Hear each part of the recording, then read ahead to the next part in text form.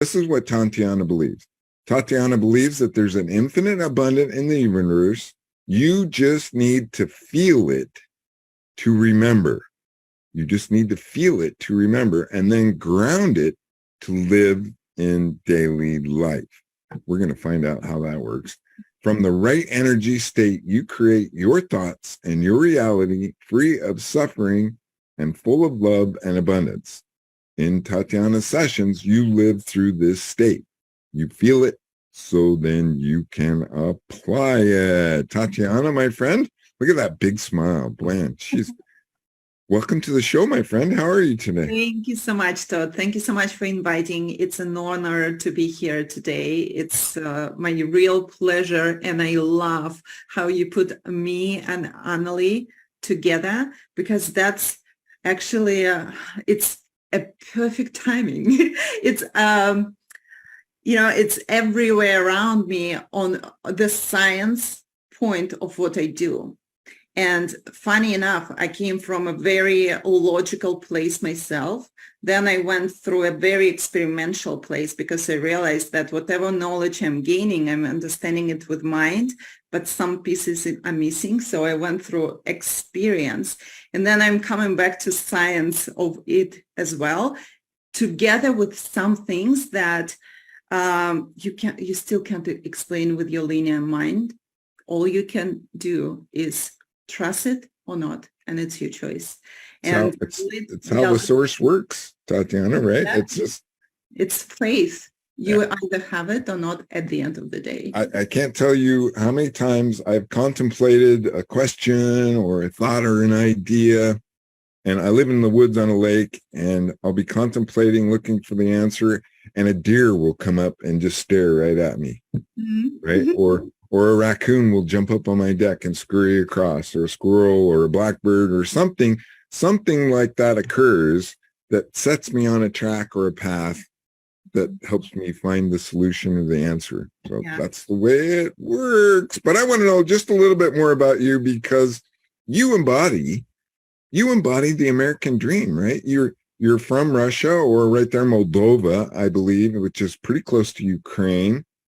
And you were quite successful in Russia. I think I heard you were the manager, or you were responsible to like 900 financial institutions.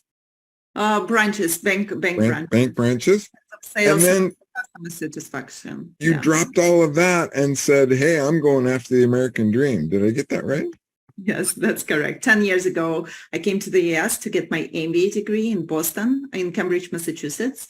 Near Boston. And then from there, I moved to New York and continued my finance career, teaching financial modeling, M&A transaction, corporate valuation to Wall Street professionals, to consulting companies, and so on and so forth. And at the same time, on top of that, I got married, and I was helping my ex-husband, in his real estate business in one of the most luxurious places in the world, the Hamptons. So I was in a very heavy logical industry, and I enjoyed it at the time until it switched. Yeah, things change, right? Yeah, things happen for a reason. So what brought you to metaphysics? What did you always? I guess that was my biggest question, is in Russia, they don't really have those concepts, but yet they do. I know that it exists there, but were you always interested in metaphysics? I would say those concepts exist worldwide, whether it's in culture or not. With every single person on earth, somewhere there deep inside, we all know the truth, but we tend to forget. It's the game we created for ourselves to forget, so we can rediscover again and again and again. So deep inside, it's always there. Now there are religious on top of that, or it's their absence, and so on and so forth, which start to actually limit us as we grow up. Social norms, what our parents says, their values, put on us, or not values, even perspective on life. So everything starts limit us, because we want to fit, as kids growing up, we want to fit into that environment. But deep inside, and that might disconnect us even more from the truth we actually know, again, deep inside from the source within. And every single person on earth, I truly believe in it, is looking for it one way or another. Especially these days, don't you think? Yeah, but it was always there. It's just, now more information is available. So it's like, because of that, it's a boom. More and more people are awakening to the truth, remembering their true nature as a source, as the creator. But every single person is looking for it. And that source is also love. Everyone is looking for, every single person on earth. But many people are looking for it in wrong places. They are looking for love somewhere externally, from parents, from kids, from the partners. They're looking for God somewhere in heaven, instead of turning it inwards and finding everything within. And that's where, that's what That's a big statement, Missy. Because it's true, but it's hard to grasp that concept. Because we're trying to grasp it. When we're trying to grasp it with mind, it again limits us. When we're grasping it with just experience and faith, then you can grasp it fully. Yeah, there's as much your mind, linear mind, can grasp. That's Anneli, you look like you've got a question. At the same time, one doesn't contradict with another. Knowledge is very important, and I admire what Anneli does, and I really want to study, actually. Well, you and I might be in the same class, because I'm headed that way too. You're welcome to check it out and maybe even meet with me individually, after this, because I do believe that we both do something that complements each other. And hearing you, I also see some potential flags, and I tell you, because there is such a trend, into going into this feel-good spirituality now. And how do people know that they really have accessed their source, or can they sometimes access something that may be potentially misleading them? There is. I think there is a real important message here to make sure that there is what I would like to call protection, like spiritual protection, also in this process. So I'm curious, do you prepare people before they get into this inner heart space so that they make sure they are not influenced by any kind of other potentially negative sources or energies? Well, that's what I aim to do with every client. I aim for that, and what I did for myself. It was a path, though. Of course, it was a path, and I had many different masters and teachers in different periods of my life. And then I realized that each one of them still, and many of them already were awakened when I was, communicating with them. But every single person is still a person, and they, as well as me, we communicate through our own blueprint, through our own words that is coming. We might be talking about the same thing, but different perspectives. And we all have our personalities. And some people like, to live in jungles, knowing the truth. And some people like to live in big cities, still knowing the truth. And it's okay. Both are okay. It's just different perceptions. And I realized that I need to shed off all my teachers' perceptions, living the truth only, and how it goes through me to bring it to the world. And it goes through me a very specific way, because I like specific things as a human. I'm at the same time God within and human. And that's the kind of clients who are attracted to me, who want to live, for example, I choose to live in the cities, social life, not in the monastery, not in the jungles, promoting that spiritual and material is one. There's nothing wrong with being abundant in all spheres of your life, including financial. It doesn't contradict with being spiritual at all. And because for me it's important, that's what I bring, like that's the prism I bring to the world. And I'm not saying it's the only correct one. All of them are correct, really. I'm just saying that's how it flows through me, and whoever is feels relate it to their prism, how they want to explore it. Maybe it's in this moment, maybe just overall that's their perception is similar, but they didn't touch the truth yet and they want to do it. That's the kind of clients I attract. And then there are other masters that attract other types of clients in different periods of life. And I think it's beautiful that we have more and more masters nowadays. Yeah, and I think, your energy is very beautiful. So I would think that people experience beauty and safety in your presence, and therefore can really open up. I can just imagine it, just experiencing you now. But I still have a question about the feeling good business. And there is an opinion out there that if it feels good, it must be right. And I would question it sometimes. What are your thoughts on that? Well, my sense that on the highest plane, there's no good or bad. There just is. And again, we are in before remembering and connecting fully, I was programmed, as well as many people are, it's just a fact, to escape pain because it feels bad and to search for joy only because it feels good. What I realized on my path through my own experience and what I'm delivering, again, like through the work I do, that pain is a natural part of life. There's nothing wrong with it. It just is. It's a part of life. Death is a part of life as important as birth. Everything is just a part of the whole creation.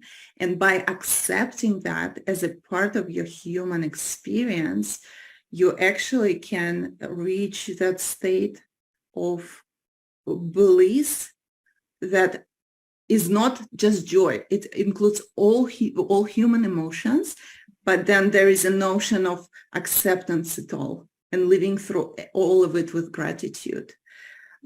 So there's no good and bad. There's just, and I don't promote that my point of view is the only correct one. Everyone has to be enlightened and everyone has to be awakened. No, everyone has their own path, and I respect every single choice. And that's why in my session, I give people lots of freedom to be them, but at the same time, create this safe container where they can unfold and remember what's true to them, because the truth, the highest truth is one, but then there are zillions of perceptions, and it's okay. And that's what makes the world beautiful. That's a beautiful answer, and I appreciate how you say that. And I would imagine, well, I don't imagine, I know this level of living life in the moment and every day is really the result of a very high level of spiritual maturity. And practice, right? And practice and presence with oneself and self-honesty and all these kind of things that are there. And so, and it looks like you have a message to help people to be that authentic spiritual self in our human bodies. Is this correct? Yeah, it's correct. And because I found that within me, and I know it feels not good, bad, it feels harmonious more than anything. It eliminates this mind-created suffering, and instead you just live and can absorb all emotions and your life fully. And because I know how it feels, that's what I say, it's a different quality of life. And again, some people want it, some people don't, and it's okay. But whoever wants it, welcome, very welcome. It's beautiful here. So describe for us your statement that you just need to feel it to remember, right? What describe for us what it is that we're feeling. You know, we all come to this world, a big wide open book, and we have that connection, and then we begin to live our life and trudge along, and we rip the pages out of that book and just throw them away, right? Well, what I mean, not even feel, experience. You can only experience God. You cannot grasp it with mind. You can, what I'm talking is about state of being, of being connected to the divine source, right? What this ocean I'm explaining. But again, I can explain it as ocean, as harmony, as love, many different words, and different people would understand it differently because we live in a dual world where words are dual. But then when you experience that you experience it without this duality of words, you just know. It's like you remember, you know, you can't compare that with anything, that experience. I know that by experiencing myself and through surrounding myself with people who also experienced similar things, and by experiencing it together with my clients as well during the sessions. I wrote about it in my book. I described it this way. Do you know what a Kirby vacuum cleaner is? No? Tatiana doesn't. It was these big, huge vacuum cleaners from the 60s and 70s. They were big and bulky and huge, and you plugged them into the wall, and they were self-powered. So once you plugged them in, it was easy to vacuum, right? But if you got too far away from the wall and it became unplugged, it became heavy and cumbersome. And that's kind of the metaphor that I use to describe what you were just describing. When we're connected to source, it just seems to flow. It's not easy. There are challenges, but how would I describe it, Tatiana? It's not necessarily easy, but harmonious, I think, is what you said.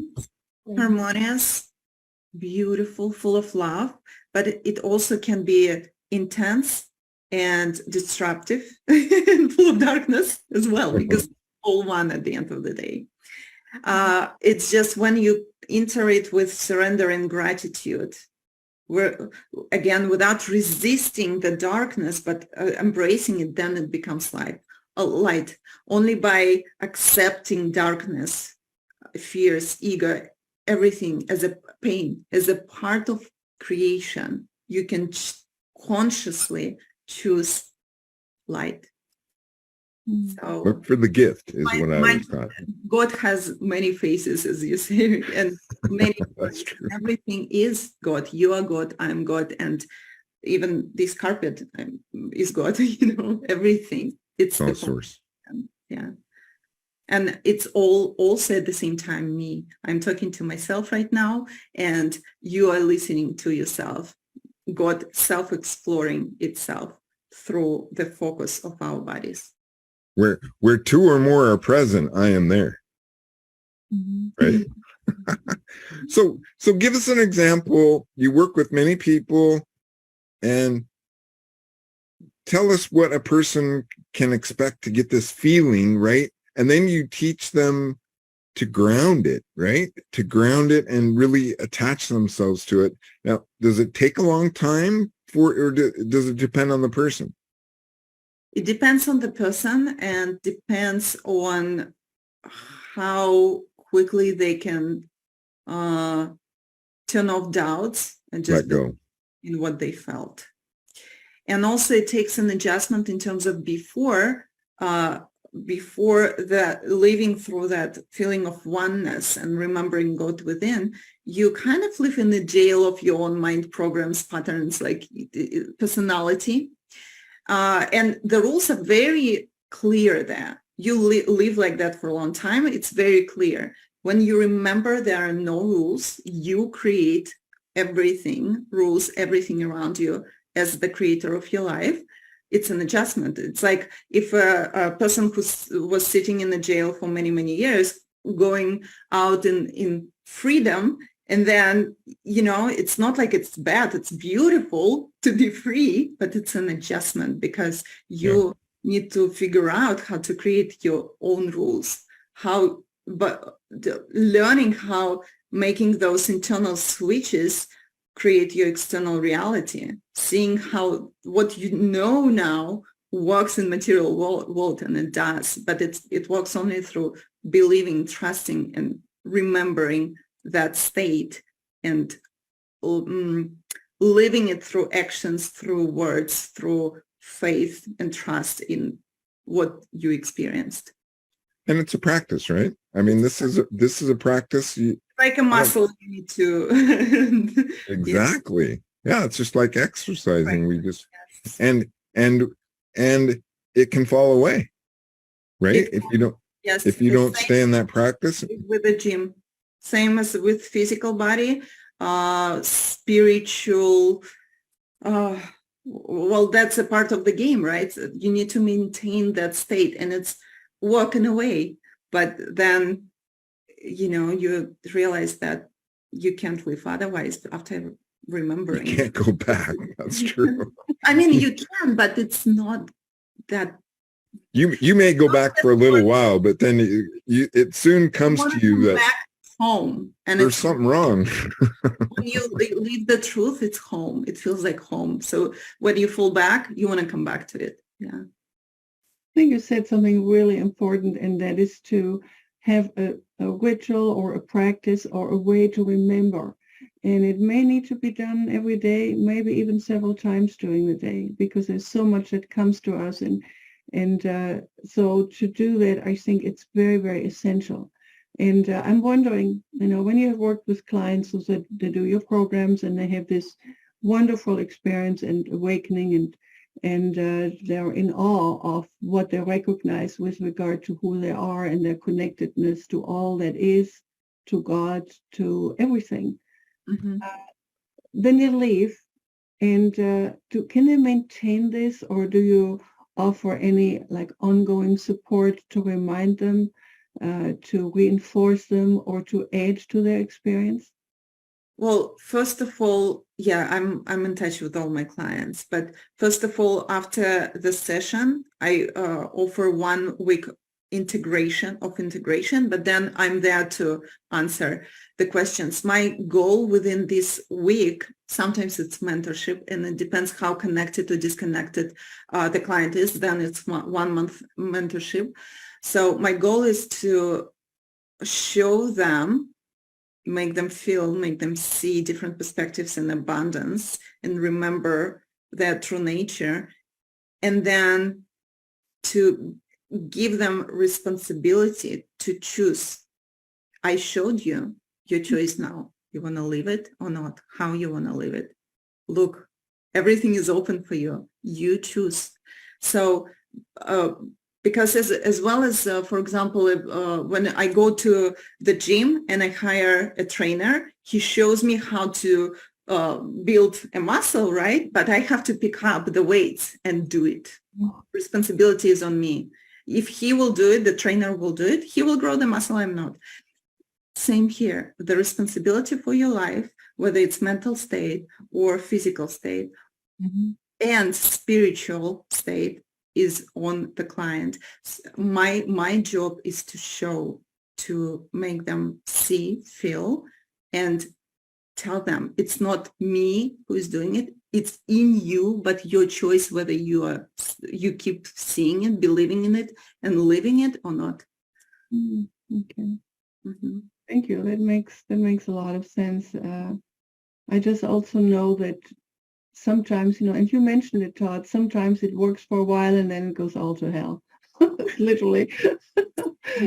Something happens in life and then you just forget all these wonderful experiences, and you just have to deal with stuff that is just showing up and it's just taking you totally off balance.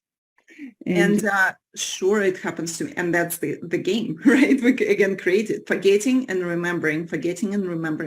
So how I started to see it, and I also explain it to my clients, that when you feel that misalignment, and it comes and goes with waves, and it's natural, it's okay. So when you feel this misalignment, first of all, don't judge yourself. Oh my God, I lost it. That's it, because you bury yourself even further. Just let it be.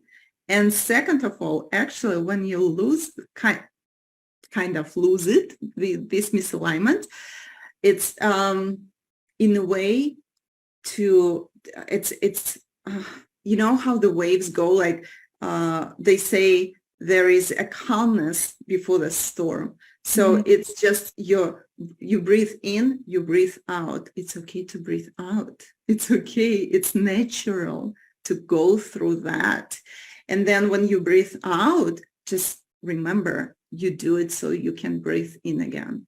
You can remind yourself again, and it's infinite from different perspective every time. So what is your next learning step? I know we're all in the process of moving forward, of acquiring more confidence, inner confidence, more connection with the divine. What is it that you are aiming for, just personally? For like right now, in the moment, what's unfolding is exactly metaphysics and learning how to explain all of that to people who are very logical, but at the same time, I understand I cannot talk to logic. I can, but it's not enough. It's still about another side, connecting both with intuition and with just feeling and trusting, believing, choosing to trust, and so on and so forth. So like this play is interesting to me, like this research is interesting to me, because before I had mostly clients who already on their spiritual path for a while, already sensitive, and they're ready to bloom. And I love working with, like, I love to relive through that state. But I feel now it's coming from all angles, including even today's podcast, that now it's time to expand, and expansion for me is to find logic and unlogical and vice versa, connect it even deeper and better. Well, it's true. Sorry. Go ahead. I was just going to say, it's story is a big part of that, right? Tatiana, don't you find that your story helps people to grasp concepts and ideas better than just, this is the way it is, right? That's true. But everything is a story. My client today was asking, she's like, so how do I know if I imagined that, or it's the truth? I'm like, I'll tell you the truth. Everything is imagination. Everything, even our podcast is just our image. Everything is an illusion. And where's the separation between illusion, what we think, what we dream, what we experience, and what we experience in physical world? Just because we see it doesn't mean, or don't see it, doesn't mean it doesn't exist. So I just say honestly that it's your choice. Whatever makes you feel good in life, we're here to enjoy, to experience, to live fully.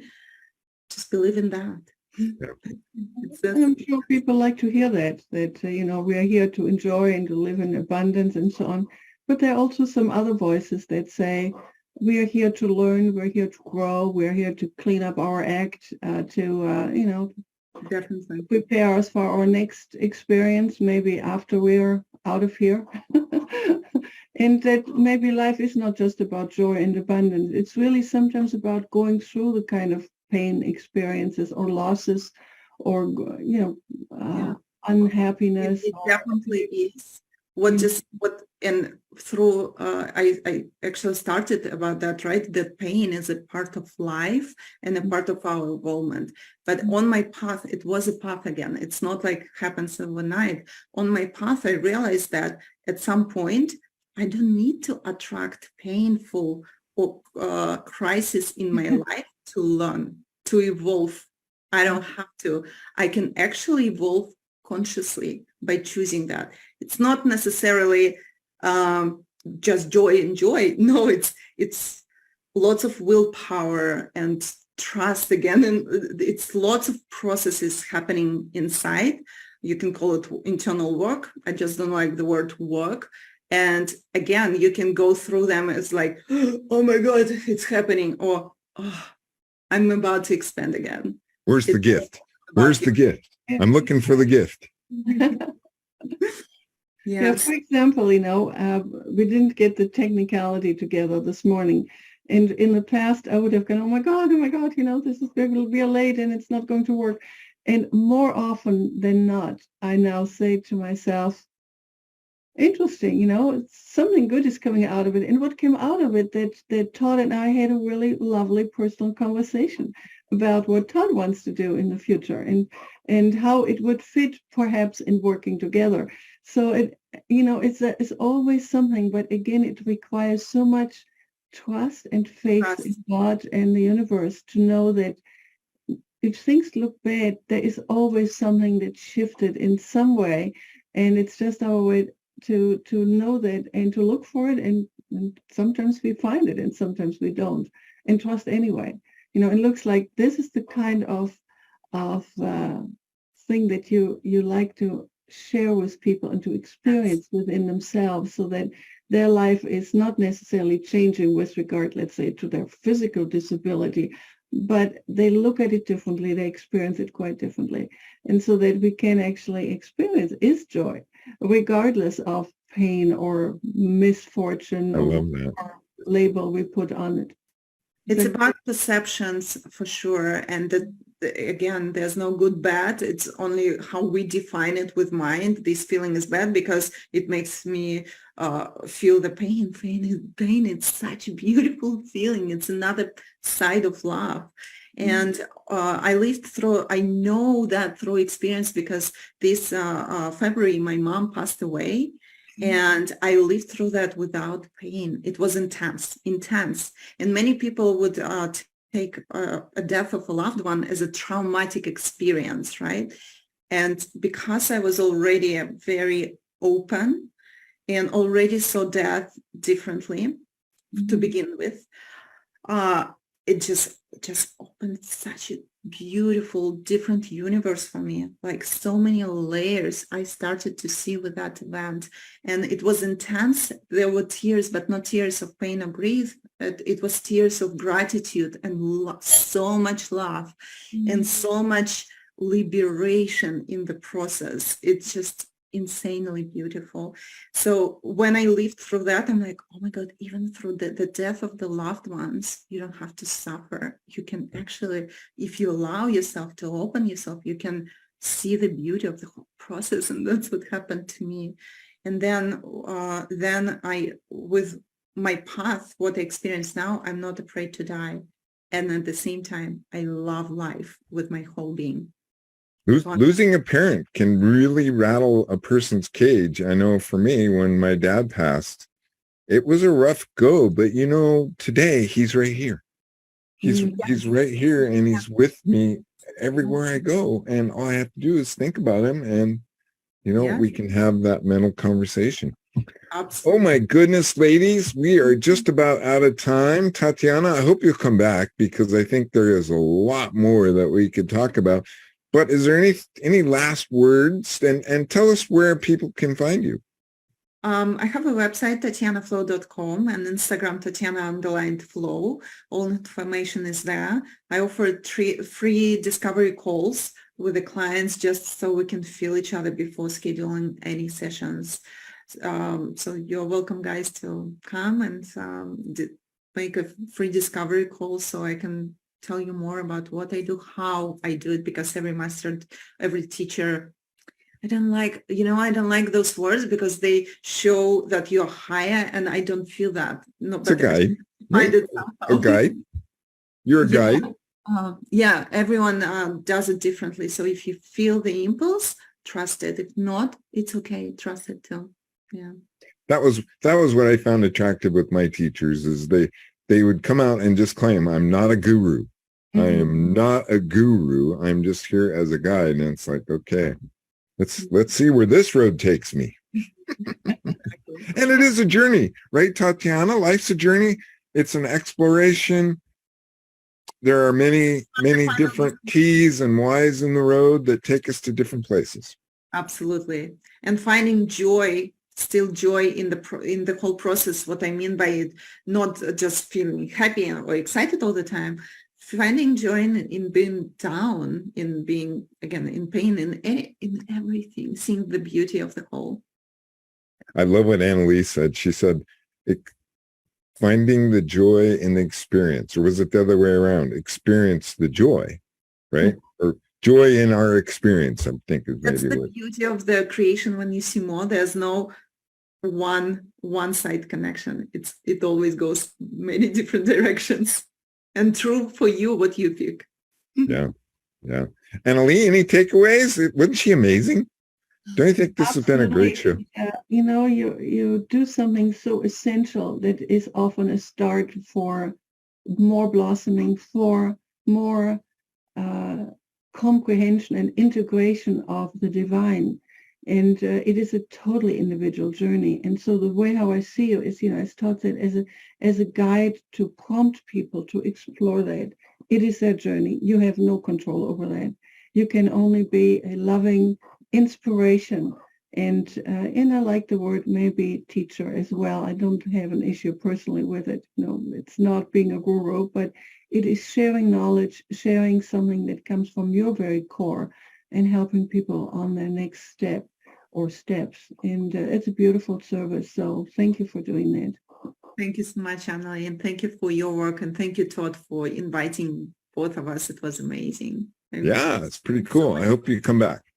That's Thank about all we have time. Oh, wait, keep that smile going too, because it's going to take you places. Like I'm telling you something you don't already know, right?